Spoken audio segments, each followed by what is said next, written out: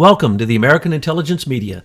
I am your host, Douglas Gabriel, Thomas Paine, and today my guest is John Barnwell, and we are going to talk about the attempted coup d'etat, what is now called the Crossfire Hurricane counterintelligence investigation against Trump. Welcome to the show, John. Hello, Douglas/Thomas. I know I've caused so much confusion with that. Thomas Paine in the ass of the globalists. I always thought it was a great name myself, but now people are confused. But I'm only just one guy. I'm not all those other people they accuse me of being. But there is a conspiracy afoot. We have called it the Purple Revolution of George Soros to depose Trump. It was called the Secret Society by Strzok and Page. It was called the Small Group by Comey. It was called the Secret Society by, that would be Strzok when he was referring actually to McCabe and the impaneling of a grand jury, as well as getting a special counsel involved. They called that the Secret Society. Then they called it the Operation to Impeach Trump. But we now know it was called Crossfire Hurricane, as it started with John Brennan turning over fake information from Stephen Halpern, who worked with Alexander Downer to try to set George Papadopoulos up in a frame-up job, and they called it Crossfire Hurricane. But today you're going to tell us, John, why these things happen. Why are these things happening? How can this go on? Who's involved? What's the backstory? What's the history of it? And maybe you can help us, get over the disgust that we feel when we hear now judges saying that the Mueller investigation is an attempt to unseat our president, and yet nothing still happens. Well, I mean, it's it's puzzling at the least, especially if you're into watching the dinosaur corporate media, because they're on a mission to help the coup d'etat succeed. And so they have no allegiance to truth. And actually a real bellwether moment is happening right now with Julian Assange. It looks as though he's going to be pushed out of the embassy in London because of the results of the election. And that's distressing. It's a challenge that I think can be met. It'll give President Trump an opportunity to do the right thing. And President Trump, if you're out there, we're behind you. But we hope you do the right thing. And really, if it wasn't for the help of Julian Assange, it's very possible that you would have never been elected in the first place. And also to Mike Pompeo, I want to say, remember when you were a congressman and you called Julian Assange a hero. So I think we have to do the right thing and put pressure on the UK to let Julian Assange go, seeing as he hasn't committed any crimes. So I had to make that point. It's been my method in the previous podcasts that we've done together to try and get up to 30,000, sometimes even 40,000 feet, and look down and see how we can connect the dots and try and make sense of all this.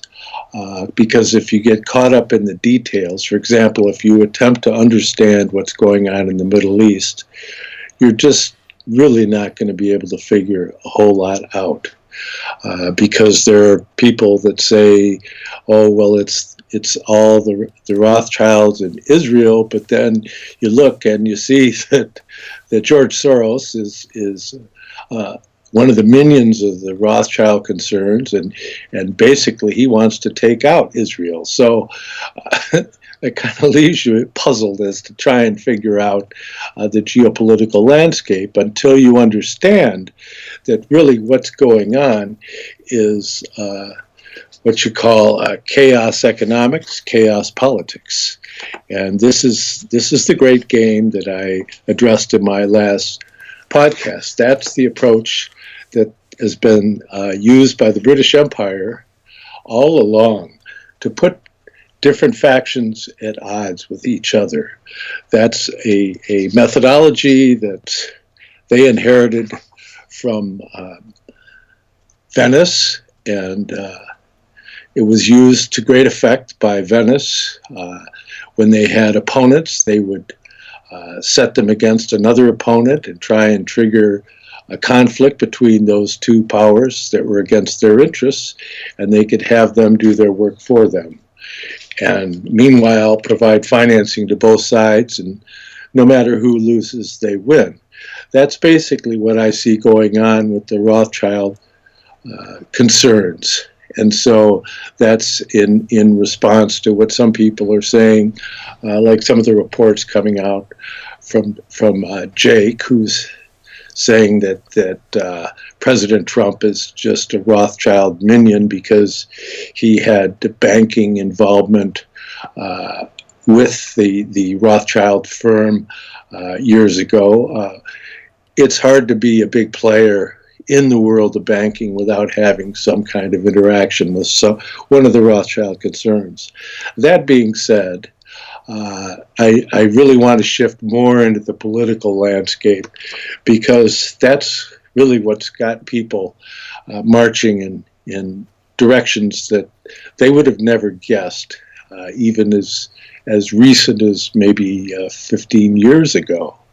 And that's a result of a programming that's taken place through the universities primarily, but that's been supported by your foundations, and these NGOs or non-government organizations, think tanks, so on and so forth, and by the major media outlets and the movie studios that are being increasingly controlled by China. So you go, well, how is this possible? How can America, the land of the free and the home of the brave, be so embroiled in all of this misadventure and all of this dystopic political landscape? And really, we can go back in time. We go back to individual who was in the Air Force. His name was George Racy Jordan, and he wrote a book that was published in 1952. I have it in my hands here. It's a very humble publication, and it was a bookstore by mail service, and it came out from Major Jordan's diaries. And basically, I'm going to give you a very brief picture of that. In that book, he relates a story about how he was responsible for making shipments. And he happened to look into some shipments that were supposed to go into Russia. This is after the war. Remember, they were our ally in World War II. But they were quickly segueing into the Cold War. And he happened to look into the shipments, and the shipments were just crates and crates of documents on how to set up nuclear program, information on creating weaponized uranium and all these things. And he thought that it would be important for him to release that information. And why would we do something like that? And now you go into fast forward and you find that there was weapons exchange going on through Hillary Clinton's State Department under Obama, and weaponizing our enemies, giving money to Iran, making intimations like there was some kind of deal with Iran, even though it was never signed. But yet pallets of money in foreign denominations so they could get around the policy that's been held by the United States not to send dollars into Iran. So they're getting around that. And so you see all this money changing hands and all these weapons changing hands. And then you go to Benghazi, and then it's now a matter of public record that basically what that was a weapons deal of Hillary Clinton's that went south, and as a result of that whole thing, enabled the ambassador and numerous other individuals who knew too much to be taken down. And it's extremely tragic what happened. And so you look at all these motivations and you say, well, how could this be? And it's simple. It has to do with a war economy. And really, if you get into one of the most brilliant, I don't know if I should call him a whistleblower or not, but he's a patriot for sure. But he came out and he released the most information regarding the intelligence community that had come out at that time. And that's Colonel L. Fletcher Prouty. And he is a very, very important individual. He died back in 2001, but he was the Chief of Special Operations for the Joint Chiefs of Staff under President Kennedy. And he was a colonel in the Air Force. And he was very much involved but became the critic in U.S. foreign policy. And if anybody's seen the movie JFK by Oliver Stone, when the meeting takes place between Garrison and the individual just referred to as X, played by Donald Sutherland, sitting on a park bench in Washington and explaining to him the power brokers in Washington. Well, that was a portrayal of Colonel L. Fletcher Prouty, and he explained a great deal, and I would highly recommend anybody that wants to really get backstory on how things are done in Washington, to make sure that you avail yourself of there's been so many interviews, and he's written books, and he's well worth checking into. But he made an important point, because when the Department of Defense was established, previously it was the Department of War, and we said, okay, World War II's over, so let's change. Let's just say we're not going to be a War Department. Now we're going to be a Department of Defense, and which sounds good, and there are people that were very much behind that idea, because we were totally sick of war. Everybody thought that was a war to end all wars, even though they said that about World War I. And so consequently, when that was made the description of our military, it became somewhat problematic, because what happened was the people that are interested in war economics, they are opportunistic, however you turn. And what they've done with that concept is what we have now, with some 17 years or so of constant war. So that when you're a Department of Defense, you could say your policy is you're just reacting to wrongdoing. Then what that gives you is a policy with no end in sight. So there is no clear ending to any of the problems. And that's specifically what President Trump is trying to change right now as we speak. And consequently, I don't think that we're going to war with Iran. In fact, I don't even think Israel is going to war with Iran. I think that Bibi Netanyahu is a criminal, and he's just trying to create a smokescreen to prevent him being the central topic in the news by creating strategic problems in the region. There's people that are very critical in the Knesset and in Mossad. He doesn't have sufficient backing for what he's trying to pull off. And consequently, basically what he's doing is trying to rally support from people that are involved in genie oil, which is problematic, but I don't think that this is going to lead to World War III. Now, as far as in the Korean Peninsula, then you see there's a little bit of waffling from North Korea, but that has to do with, what can I say? Donald Trump has a very clear strategy. He wants to get us out of all these wars, but he's surrounded by Washington. He's trying to draw from the talent pool in Washington, and so he has to work with who he has to work with, and that can be difficult because you're not always going to get people that are going to be able to follow things in the way you want them done, and so consequently, he gets pushed back every time he turns around, and so consequently, I think he will stay the course, and we will be able to pull off this peace deal with North Korea. It's not in the interest of China right now to get into a major conflict with the United States. Definitely not. They're not ready for it.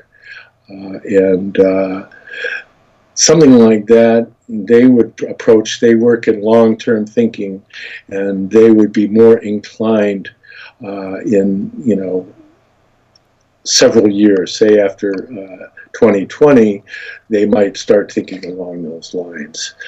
But that being said, you say, well, what is all this? Well, if you get into understanding some of the research that's been done by American intelligence media and by Americans for Innovation, where it's become revealed how the government in the UK and the interests in the UK and the oligarchs and the bankers and all of that have wrapped their tentacles around Washington, and they've done it for so effectively and so long, and done it through transnational corporations like Lockheed Martin, with the Queen having the golden share and having really a control over that. That's actually, I think, very symbolic in a sense. I think that this whole effort by the cabal coming out of the UK, it's beyond the Queen's purview. I mean, she gets her packets that arrive in the darkness of night, these little boxes that all these taxi cabs show up and bring to her, and she looks through it. But I really don't think she's behind what's going on here. I really see this as a scheme that is like most other scheme that's being run by the banksters. And so the banking concerns that are centered in the City of London, that were responsible for the founding of this Federal Reserve, they were responsible for the formation of the EU and all of that. That is a outgrowth of a program that really was established. We want to chase it back. It goes back to Cecil Rhodes, and he was the owner of the diamond interests that we now know as De Beers, and he put all of his resources into forming, as he described it, a secret society based on the Society of the Jesuits to transform the British Empire into a commonwealth. And whether we know it or not, our special relationship, as it's described by numerous prime ministers and numerous presidents, if we look at it as we have in these intelligence reports revealed, that we do have a very special relationship with the UK, because they're running our patent office, trademarks, they're running our visa centers, they're running a great many of the records departments and military bases. Obamacare is being run by Serco. All these things are being run by Serco, which is being run by the Brits. And that's very troubling. And so when you look at some of the problem areas around the world, you have to say, well, what do they have in common? Like, what does Saudi Arabia have in common with Israel? What do they have in common with China? And then you look and you go, oh, well, they were all very prominent in role players in the British Empire. And so behind a lot of these scenarios, we keep finding the British. And I love the British people. But I'm afraid I just can't buy into what's going on with the globalist impulses that are coming out of the City of London in particular. And but going back to Cecil Rhodes with the secret society that he founded, which ended up becoming led by Lord Milner, and but the formalization of much of their ideas was very clever how they did it, but it was really probably the clearest image that you get of that is individual Lionel Curtis, who was the founder of the Royal Institute of International Affairs, and that's the hub of a lot of what we see going on. And really what they wish to do is to bring the United States beneath the umbrella of these globalist interests that are basically run by banksters, and divide the world up into regions and let them pick the winners that are going to be producing the various types of products and services based on regions. It's a terrible top-down strategy that is doomed for failure, but that doesn't mean they won't try. We know that the Soviet system failed, and there were a lot of disgruntled Soviet votaries that were located in the Frankfurt School in Germany. And we know that many of them came to America, and they were drawing on Hegel, Marx, and Nietzsche, Freud, and Weber. And what they've done is they've come here and they have overrun our educational institutes. And they have a strategy, and it's a very specific list of what they want to do. And there was an article that was published back in 2009 by in Catholic Insight. Timothy Matthews, I'm sure he's one of the people that's very, very unhappy about the current Pope because he's a globalist and he's a socialist, and I think it's a stretch to consider him to be even Catholic, the Jesuit that he is. But he, in this article, puts down the game plan of this quiet cultural revolution. And it starts off with the creation of racism offenses, a continual change to create confusion, the teaching of sex and homosexuality to children, the undermining of schools and teachers' authority, huge immigration to destroy identity, promotion of excessive drinking, emptying of churches, an unreliable legal system with bias against victims of crime, dependency on the state or state benefits, and control and dumbing down of media, and encouraging the breakdown of the family. Well, that pretty clearly describes what's going on. And that is the agenda of the Frankfurt School that's put out by a great many authors. I've spoken extensively on them in previous podcasts. But I want to carry further on something that really grabs that perspective and puts it into a weaponized form, and that's the Cloward and Piven strategy. And the Cloward and Piven, there are a couple of professors from Columbia University, the School of Social Work, and there's Richard Cloward and Francis Fox Piven, and they basically wanted to overload the U.S. welfare system in order to create a crisis that would cause a collapse of the system, and then they could set in a system that would end poverty by creating a guaranteed annual income. Well, how's that working out in Venezuela or in North Korea? I mean, these kinds of things just don't work, but somehow they think that, well, the reason it hasn't worked thus far is because we haven't taken over the whole world. And that is troubling at best. Yes, Trump seems to be giving him a hard time. I mean, he's such a nationalist. He's so against these globalists that every globalist group I know of had to gather together and pull their hair out in screaming fits trying to figure out what they're going to do about him, and they have yet to come up with a single idea. So what we see is exactly what you're talking about, this incredible backdrop of globalism and the way that it is just absolutely institutionalized in Serco and SES and the war machine and all these things that you've described. And then that plays out in geopolitics in a way that you can hardly figure out what's up and what's down. You're absolutely right about that. And certainly the Frankfurt School's intent has become perfectly manifest in America until we sink to the lowest common denominator in every social issue. And if we look to the church, what are you going to see? Some liberation theology, as you called it, Marxism. You're going to see some Jesuit plan to say that Jesus is not the same Jesus that the Catholic Church has always believed in. That's what's happening. So, John, who's winning the battle? Is Trump up there in the ring so oftentimes by himself, duking it out? He's won against everyone who stood against him.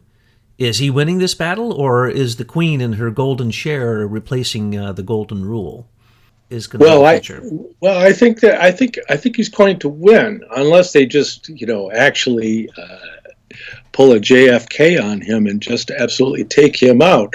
But I think that would be the biggest mistake that they could make, because the movement that Donald Trump represents, he's a figurehead, and this movement really has to do with the hearts and minds of millions of American people, and also people throughout the world. This has become an international movement. People are getting red-pilled as we speak, and it's consequently, you see in the polls they say that he's at a 51% approval rating. Well, that's coming from the bias poll, so that means he's probably more like 60-70% approval rating, because it's possible that he could get the Nobel Prize if he pulls off this thing with Korea, although knowing him, he'll probably just say, oh, no thanks, or maybe accept it and give the money away to charity or something like that. Yeah, but he'll definitely use it as a moment to be able to make it clear that people are meant to be free. And he will give it to the American people. And he'll say, hey, I'm doing what I told you I'd do. The art of the deal, as a professional capitalistic businessman of America who's made it on his own. Okay, yeah, he got a little money from his father to start off, but he has swam with the worst New York sharks, which is the most corrupt group of people on the face of the earth, New York. He survived that. He went global. He's now in the White House. He is the only hope that I see. I don't know anyone else of his stature who is free enough and unencumbered enough and even willing enough to let everyone around him fall, including his family, as they attack them, one at a time or in groups. He's withstood this entire onslaught during the election, the attacks on his transition team from the Mueller crossfire hurricane impeachment special investigation. He has withstood all of this and continued to move forward in a way that he is like a juggernaut. He cannot be stopped. He has saved us. We've calculated over $16 trillion since he's become the president, and money that will not have to be spent. He has transformed almost every single major issue in America and caused the enemy to reveal their cards. He's caused entire nations to practically cry. China is at its wit's end in attempting to attack us and failing in whether it be fake gold-backed yuan, fake yuan-backed oil dollars, whether it be the trade wars that have gone on, whether it be taking over Taiwan just as a forceful military attack, finishing what has been going on politically for years, South China Sea, all these things. The big wars with China, and yet, look, even China's crumbling. China's never crumbled to anyone in history. So I believe, just as you said, as long as he can continue and to be protected by the true prayers and the faith and the belief of people who believe in the American Republic, the U.S. Constitution and the U.S. Bill of Rights, and believes in the true ideas of America that the Founding Fathers had, that were uncorrupted by the taint of British and European and Italian and papal influences. So I see that as long as it's one person at a time, my money's on Trump. I don't care if it's Kim or if it's Xi or if it's Putin or whoever it is. One-on-one, my money's on Trump. Can he withstand the full global onslaught? That is the big question. What do you think, John? Do you think he's going to be able to get into a second term and really get the power that he needs to transform America? Get it out of the grip of the people who've been globally fleecing America since 1913, since the U.S. Federal Reserve was created? Do you think Trump's going to win the big battle? Yeah, I think he can do it. But I think, like what you think, and we've discussed this privately, is that a lot of the things that he's planning on doing is not really going to be able to be rolled out until he's into his second term. Right now, he's laying the groundwork. He's trying to figure out who has allies, and he's pulling in people that are not his allies so he can pick their brains, find out what their strategies are, so he knows what challenges he has to meet. As far as getting into the UK, they have more than their share of problems. Going back in time, you have the intellectuals in England. There was a surgence of what at the time was considered populism, because remember, they came out of the feudal system. And so consequently, there was a movement that was in around the turn of the last century, and in which you have led by one figure is George Bernard Shaw, who was an Irish playwright, and it's called the Fabian Socialists, and their logo is a wolf in sheep's clothing, so that tells you where they're at. Now, on social media the other day, I made a comment about Fabian Socialists, and somebody from the UK said, well, no, they don't play a significant role. That's ancient history. And I couldn't disagree more. The problem is these kinds of movement, they tend to change their names. And now, if you're looking for a core group of Fabian Socialists in the UK, you have to look up a group called Common Purpose. And the Common Purpose is very much extended itself. And it was described in the Daily Telegraph, which is a UK paper, a secretive Fabian organization that's been described as a left-wing version of the Freemasons. And it's considered to be in The Guardian by Roy Greenslave. He described it as a classical example of conspiratist innuendo. And through a series of leaps of logic and phony revelations of Bell's publicly acknowledged positions, the articles persistently insinuate that he has been up to no good. So in the typically British way, they try to vocabularize it into oblivion, so you're not really quite sure what they're talking about, but it's quite fascinating to read. And basically what it amounts to is that there's secret workings in London that play into our own government. And Duncan Campbell in a talk, or he's talking regarding the secret society or secret constitution and secret cabinet committees. And he's talking in the Times of London. And he says, quote, "This pageantry cloaks the British Constitution, but what's really at its heart? Have you ever heard of parts of it called Miss 7, OD, ODCIR, GEN 29, MISC 94, or ELF? What do you think they are? In some ways, these organizations are more secret than MI5 or MI6, and there are many more of them. These mysterious initials are amongst any prime minister's most closely guarded secrets.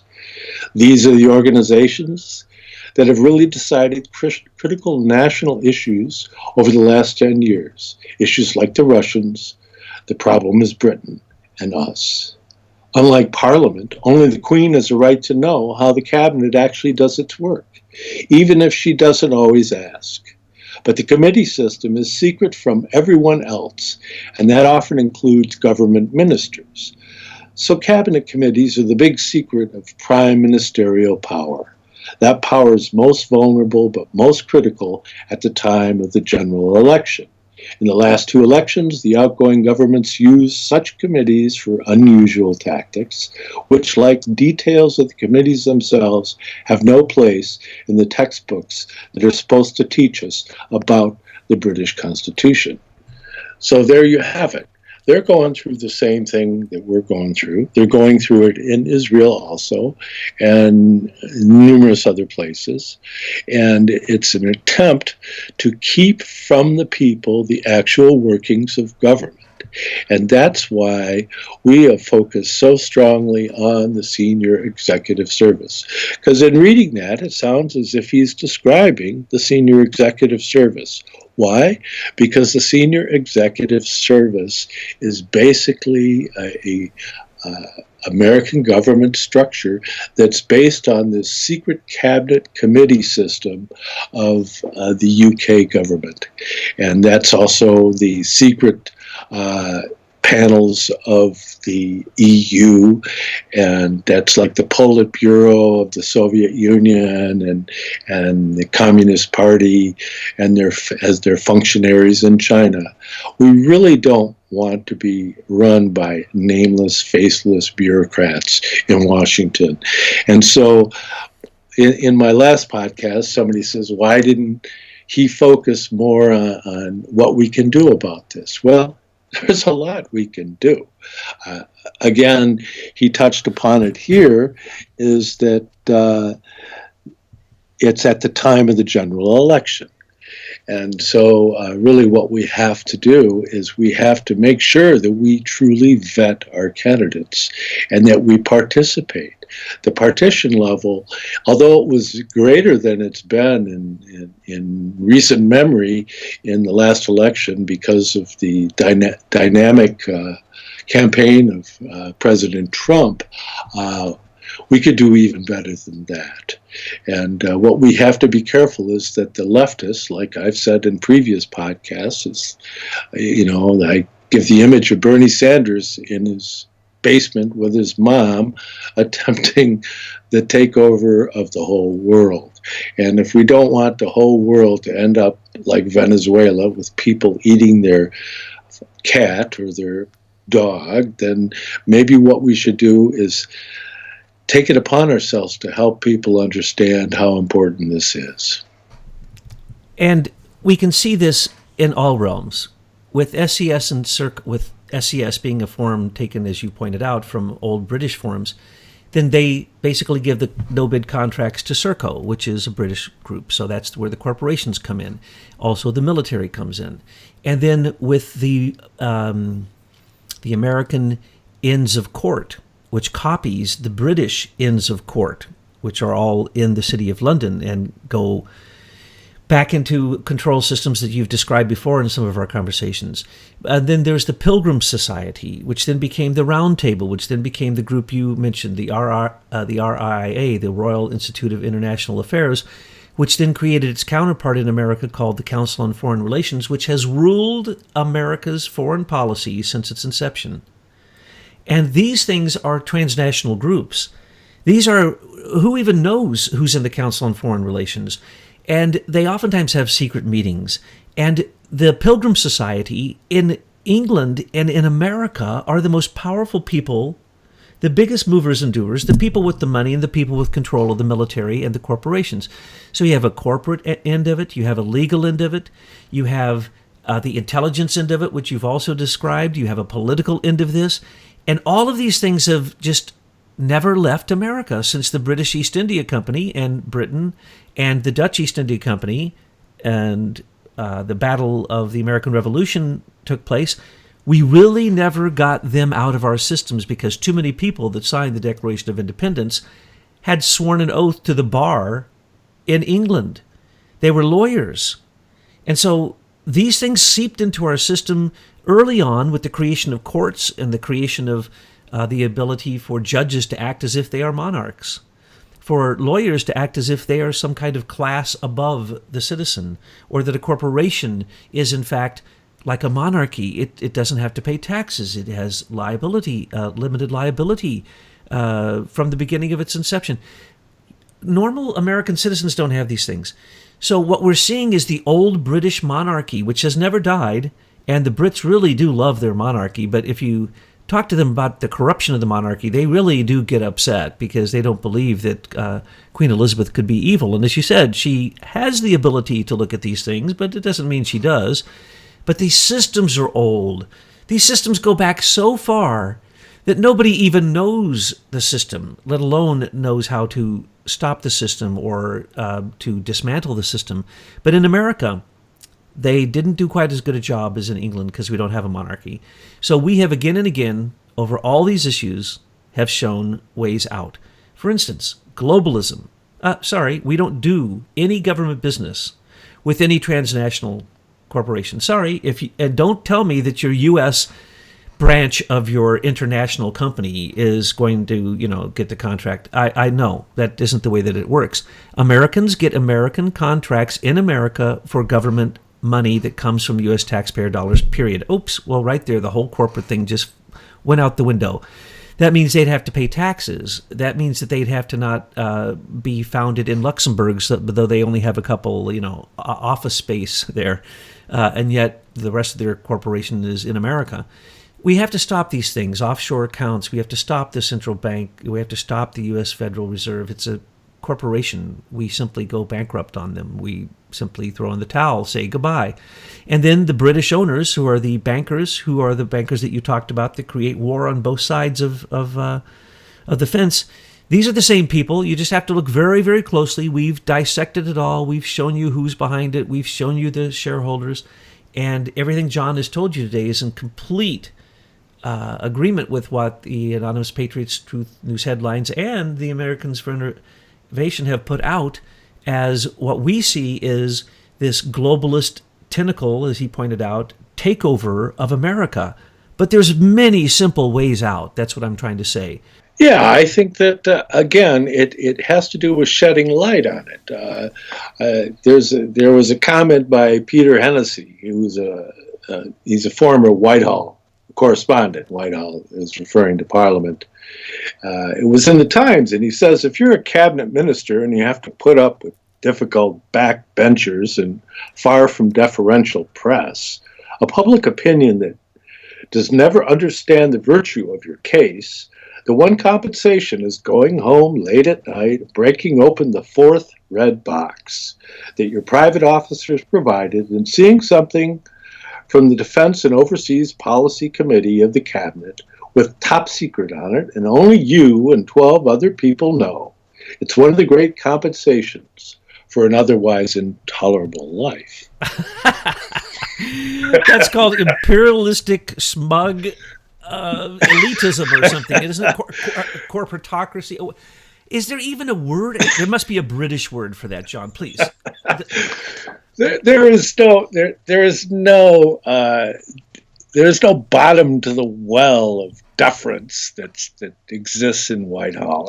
They really do view all of us plebeians with the utmost contempt, and we're something to be harvested. It's quite astounding when you start to hear these people speak, like the way Brennan came out against President Trump.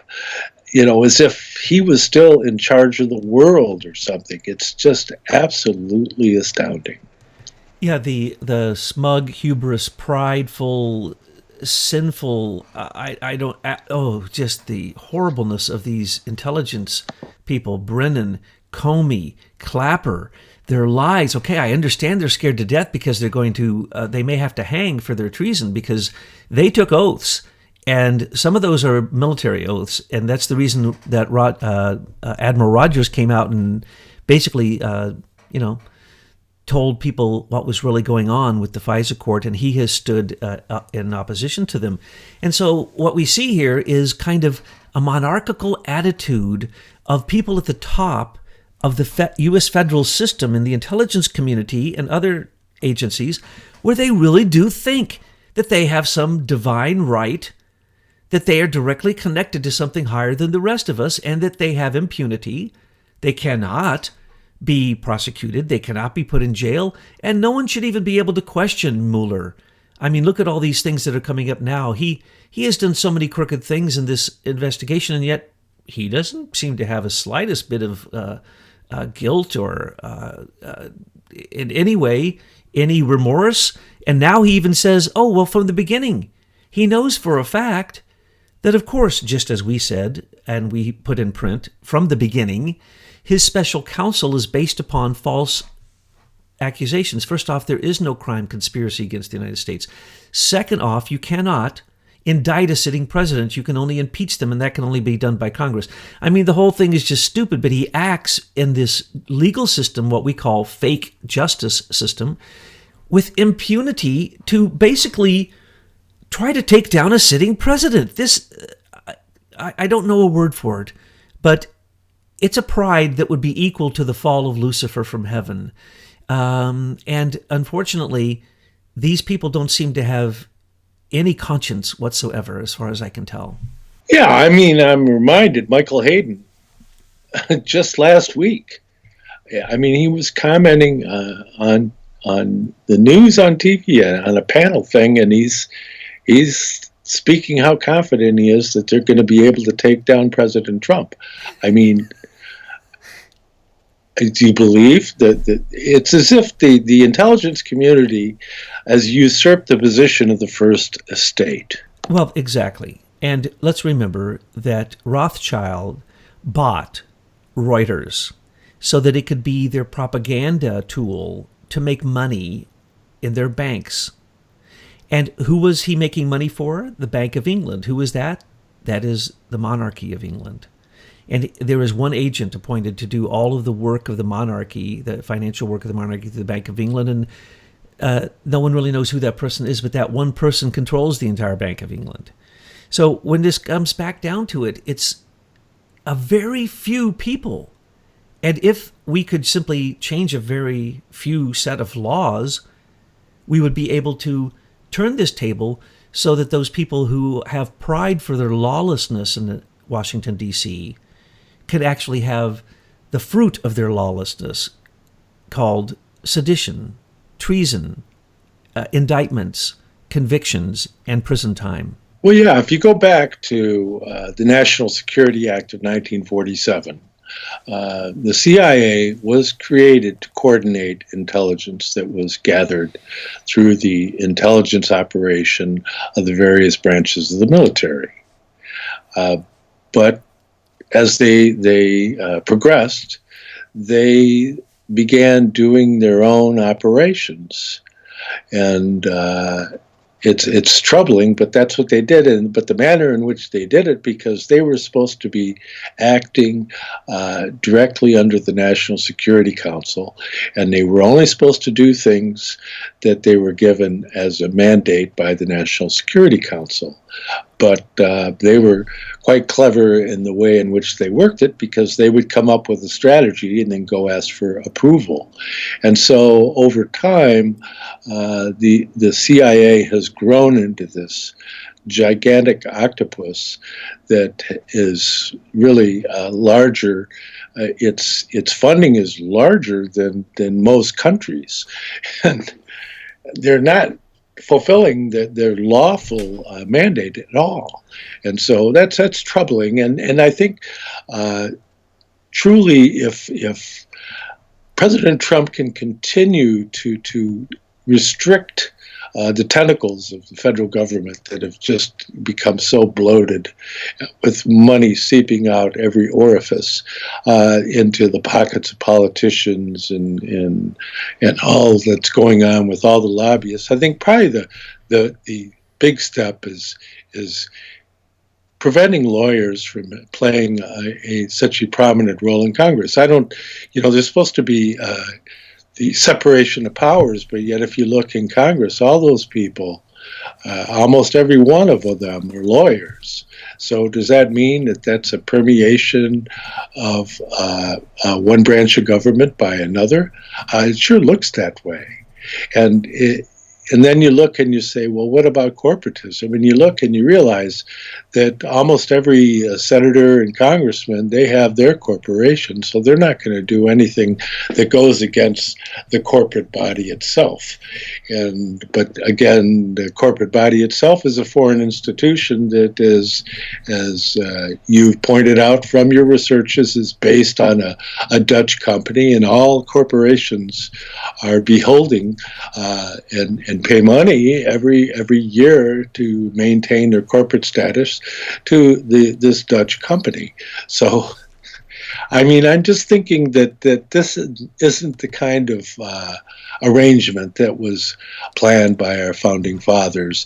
And I think that the more that President Trump and the others that support him can do to attempt to return to the constitutional government, which I consider the Constitution and the Bill of Rights and the Declaration of Independence to all be divinely inspired documents, and that the preservation of Christian culture, even if you're not a Christian, should be part of your mandate, because it's out of Christian culture that the idea of free thinking and the idea of free commerce and all of that has arisen. And so it hasn't been through any kind of totalitarian scheme. And it's sad to see what's going on in Scandinavia, where they're embracing what's fundamentally going to end up as a totalitarian Islamic state of affairs. And so it's troubling, and we can perhaps learn a lesson what's happening in the EU. So essentially what you're saying is it's consciousness, raising the dark into the light, raising basically people's awareness so that they do not participate in these types of machinations. Is that what I hear you saying? Yeah, absolutely. I think there's a responsibility that comes with citizenship, that you have a responsibility to have a consciousness of what's going on. The reason we're in this situation we're in is because people have been so content with sporting events. What in 1984 he puts it as dumbing down the people with cheap booze and inane sporting events. Now, I like sports, but it's not a central figure in my life. And in this last election cycle, we've seen a lot of people become red-pilled, as they say, and the more and more people can actually participate actively, not only in the national elections, but in their local elections. You'll see that a lot of these principles that are mandates of the UN, which is basically the encroaching socialist totalitarian globalism, that's present as a Common Core in education and Agenda 21 with all these goody-goody sounding initiatives, like sustainable development. That's just a central control development. That's all that is. And get everybody running around in circles worrying about CO2 when your carbon dioxide is plant food, and meanwhile having people look the other way when they dump over 100,000 chemicals into our waters. It's just keeping people distracted, wasting their time on things that are not going to bring them benefits. Convincing people to vote against their own interests has been the basic platform of the Democratic Party for such a long time. And in the Republican Party, you have your neocons, which are not Republicans.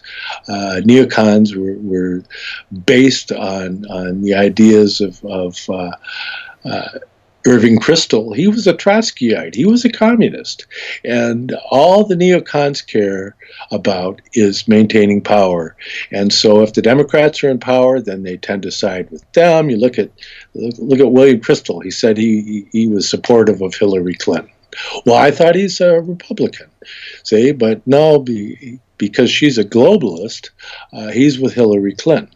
So you have to watch out for your neocons. Now, Bolton, I spoke hesitatingly, positively about him, but President Trump has had to rein him in because Bolton has been pretty provocative, and he made the statement that they were going to use the Libyan model on North Korea. That's absolutely insane. That's exactly what North Korea doesn't want. They don't want to be tricked into going along with something and then have him taken out.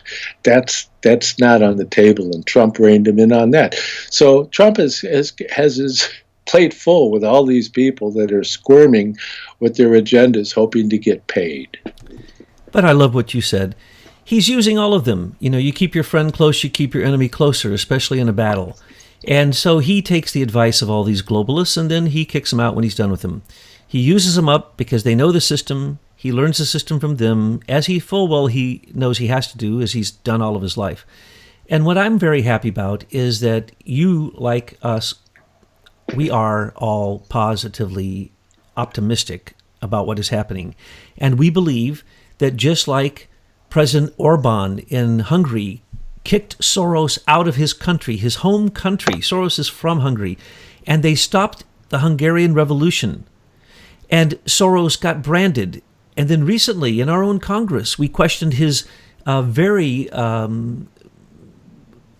economic, terroristic, political moves from his Open Society group in Albania, Macedonia, and Montenegro.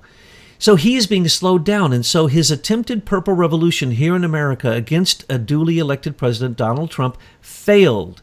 And they are still continuing it, and we, like yourself, I think, are certainly patriots who believe that a second American Revolution is actually in order, and that we need to stop the controls that started in 1913 around the creation of the League of Nations and the Council on Foreign Relations, and then all the different laws that have been passed to basically make unlawfulness legal. We need to stop all of that.